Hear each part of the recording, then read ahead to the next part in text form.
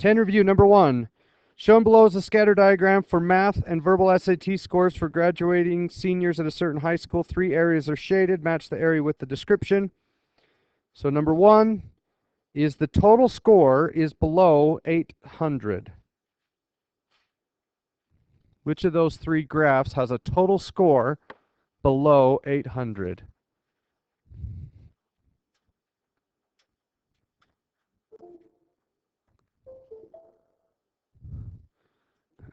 And of course, it's not working. I have had more problems with this lately.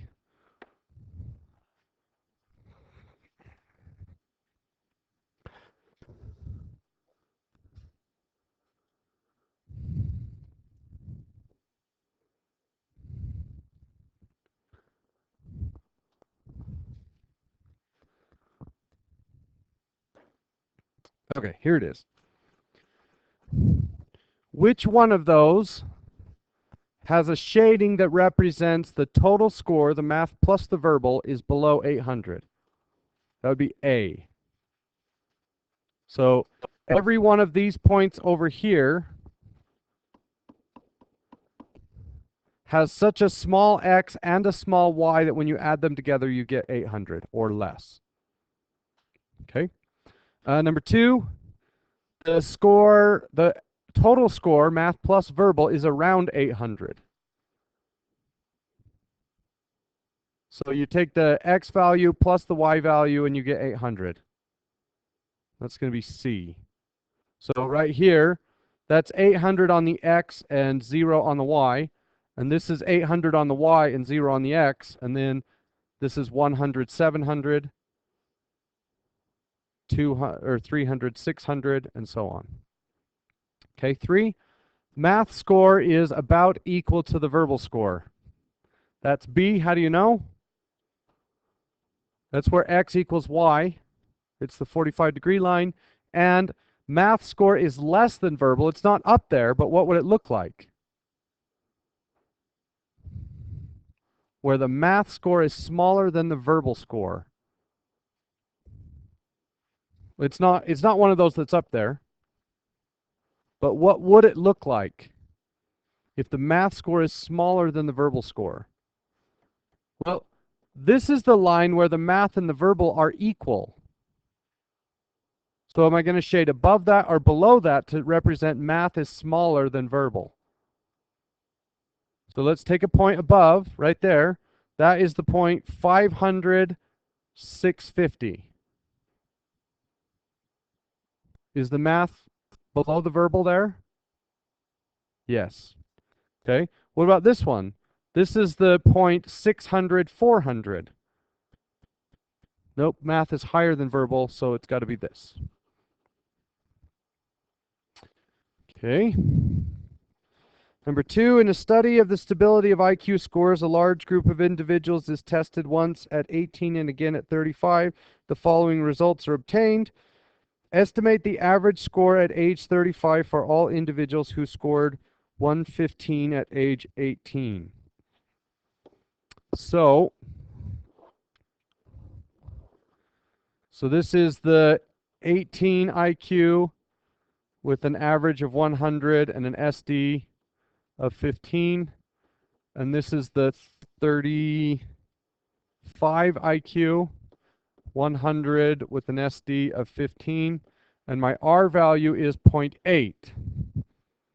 That means if you score high on an IQ test at 18, you're going to score high on an IQ test at 35.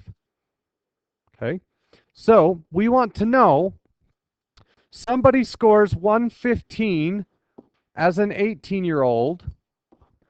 What do we expect their IQ score to be at 35? Well, before we do anything, do we expect it to be bigger or smaller than 115?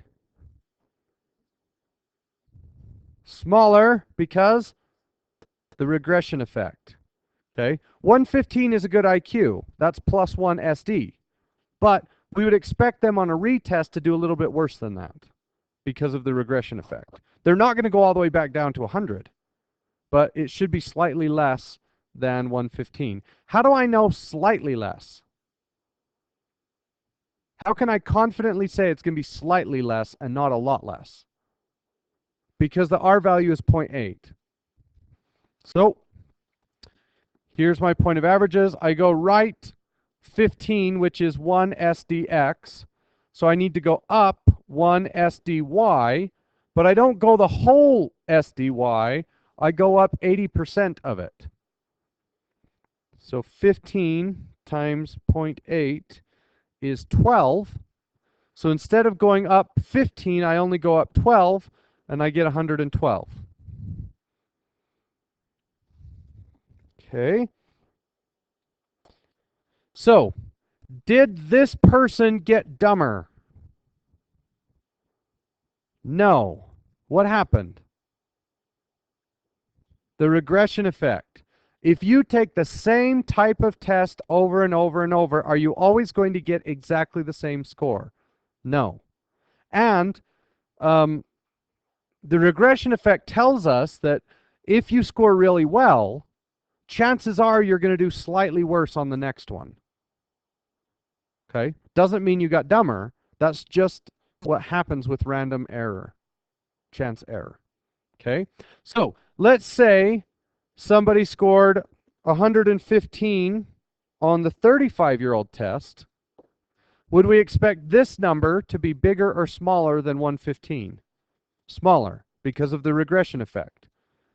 So if I go up 15, that's 1 SD, and now I go right 1 SD, but I don't go the full length. I only go 80% of it, and I chop it off, and I get 112, which is right here.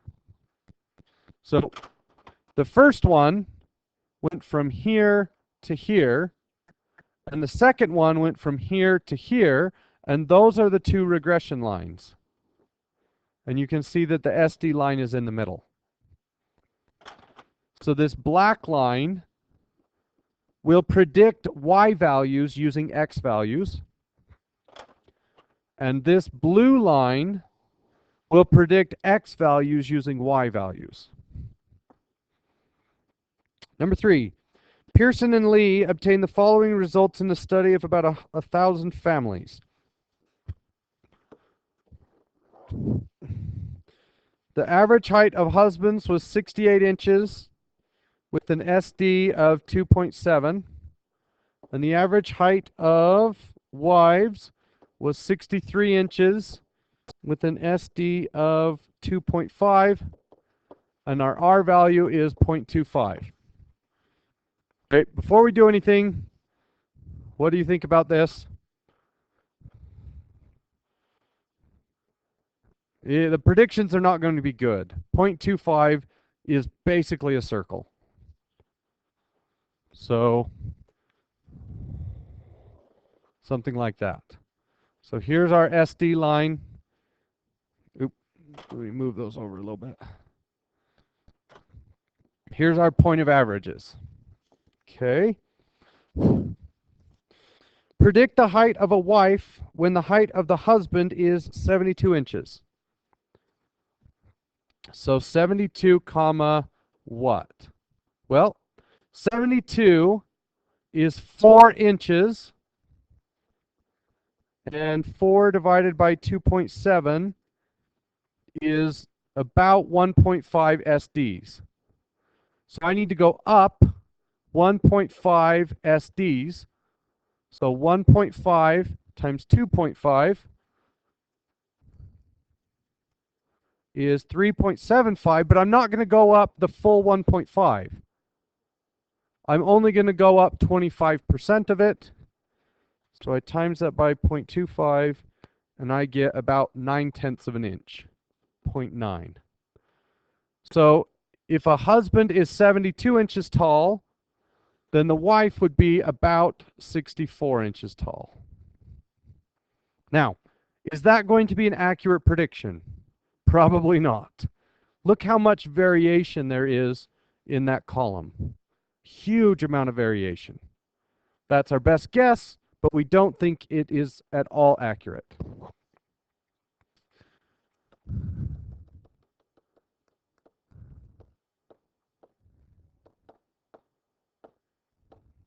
Okay. So the next one wants us to predict 64 inches. So 64 is 4 inches to the left, which we just learned is 1.5 SDs. So I need to go down 1.5 SDs, but I'm not going to go the full 1.5. I'm only going to go 25% of it, which we just learned was 0.9. So it's about an inch shorter. So 64 would correspond with about 62 or 62.1, somewhere in there.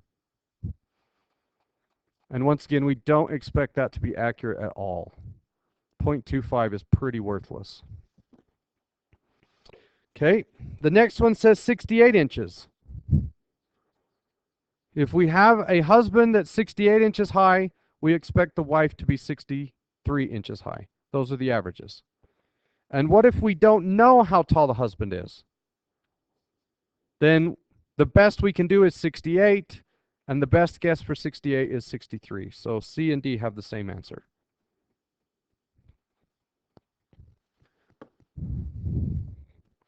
Number 4, in one study, the correlation between the education level of husbands and wives in a certain town was 0.5.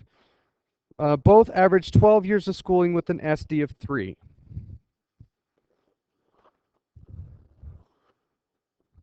So this is 12 plus or minus 3, and this is 12 plus or minus 3.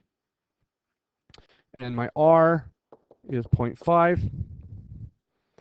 So A, predict the level of the education level of a woman whose husband has completed 18 years of schooling.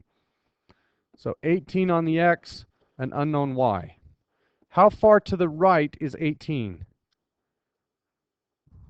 2 SDs. So it's 6, which is 2 SDs, so I need to go up 2 SDs, which is also 6. But I'm not going to go up the full 6. I'm only going to go up half of that 6, which would be 3. And then I add the 3 back to 12, and I get 15.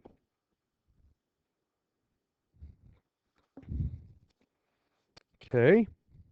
Now let's predict the education level of a man whose wife has completed 15 years of school.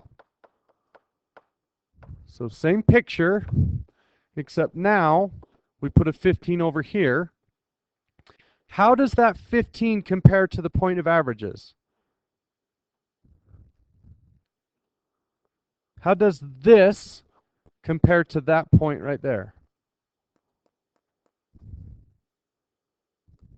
How does 15 on the Y compare to the point 12, 12? It's up 3. So it's up 3, which is 1 SD. And because this has a positive slope, I need to go right 1 SD, which is 3 inches, but I don't go the full 3 inches. I only go half of it. So 1.5, which gives me 13.5. So when the husband has an education level of 18, his wife is expected to have an education level of 15. But if we look at a wife who has the education level of 15, we would expect her husband to have the education level of a 13.5. Once again, you need 2 different equations to make those predictions. And you see the regression effect in both of them. So the regression effect, the second number has to be closer to the average than the first number. And going this way, the regression effect says the second number will be closer to the average than the first number. See, apparently well-educated men marry women who are less well-educated than themselves. But the women marry men with even less education. How is this possible?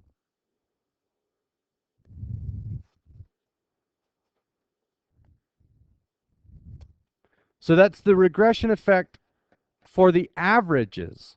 Does every man marry a woman with less education? No.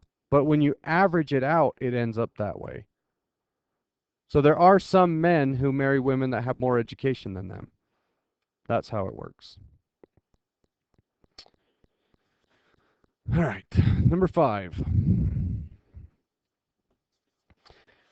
An investigator measuring various characteristics of a large group of athletes found that the correlation between the weight of an athlete and the amount of weight the athlete could lift was 0.6. True or false? On average, an athlete can lift 60% of his body weight. No, what does 0.6 mean? It's the R value which tells us what the shape of the circle is. Okay? Are heavier men more able to lift heavier weights? Yes. But can they lift 60% of their weight? We have no idea. Right? We don't know the steepness. All we know is the shape of the scatter plot. B, if an athlete gains 10 pounds, he can expect to lift an additional 6 pounds. So let's say we have some person here. If we go 10 pounds to the right, then do we go 10 pounds up times 0.6, which is 6 pounds? No, because we don't know what the averages are, right? We have no idea what this average and this average are. Does that make sense? So you can only look at it in terms of SDs. 10 pounds is a certain number of SDs, which would increase your weightlifting ability a certain number of SDs. We have no idea what the points or the poundage is in any of those. The more an athlete weighs, on average, the more he can lift. True, because R is, not because it's 0.6, well, I mean it is, but it's positive. Because R is positive. The more an athlete can lift, on average, the more he weighs. It's also true, right? If you tell me how much an athlete weighs, can I guess how much he can lift? Yes. And the more he weighs, the more he can lift. If you tell me how much an athlete can lift, can I guess his weight? Yes, because R is positive. 60% of an athlete's lifting ability can be attributed to his weight alone. Ooh, that's tough. 60% of an athlete's lifting ability can be attributed to his weight alone. I think it's true. Nope, never mind. Never mind. Yeah, that's 60% of an athlete's increase in weight would tell you his lifting ability, but not his overall lifting ability. So false. Prove me wrong. Number 6, 3 lines are drawn. Which one is the dotted line? That's the SD line. Which one is the dashed line? Y on X. That's the one that we plug X's in to create Y's. And the solid one is the X on Y. Number 7, a doctor is in the habit of measuring blood pressure twice. She notices that patients who are unusually high on the first reading tend to have somewhat lower second readings. She concludes that patients are more relaxed on the second reading. Because maybe being in the doctor's office and you have high blood pressure, and the nurse comes up and gets ready to take your blood pressure, you get nervous and your blood pressure goes up. So this doctor has decided, we'll just measure it twice. And when I do that, the second one's usually lower than the first one. A colleague disagrees, pointing out that the patients who are unusually low on the first reading tend to have somewhat higher second readings. So the doctors are talking at lunch, and what do they have to say other than measuring blood pressure? And the second one says, sorry, doctor, you're wrong, because when I remeasure people with low blood pressure, the second one, they have higher blood pressure. Which doctor is right? They're both wrong because the regression effect. Now, what if the second doctor said, you know what? The second time I measure people with low blood pressure, then their blood pressure is lower the second time. What would that mean? So the first doctor, the second reading is low for the high blood pressure patients. The second doctor, who's measuring low blood pressure patients, she also gets lower on the second one. Would that mean that nervousness could be the cause of higher blood pressure? So, um, so the first doctor measures high and then a little bit less than high. Let me make these numbers up.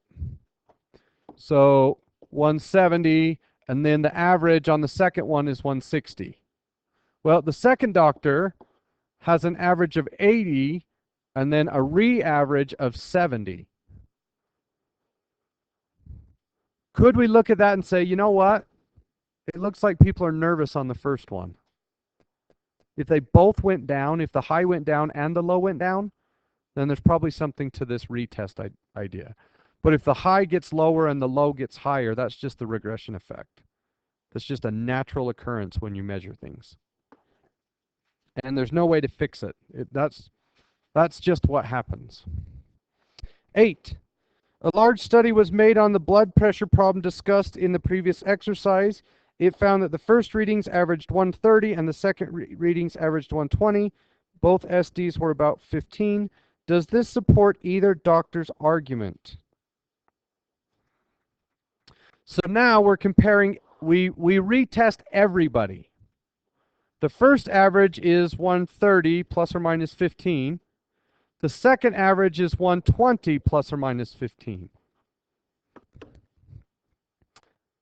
So if we drop from 130 to 120 on average, then it looks like people were nervous the first time, not the second time. Okay, number 9. In a large stats class, the correlation between midterm and final scores is 0.5. So if you score 5% on the midterm, you would expect to score what on the final? Higher than 5. A lot higher than 5? No, really close to 5?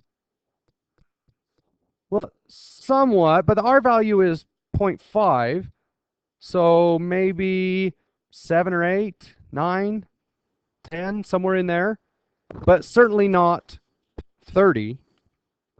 Okay, if you scored 80%, what do you think the final would be?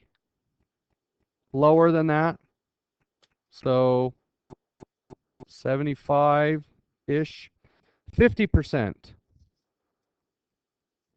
It'd be exactly the same. Wait. Yeah, what's the average?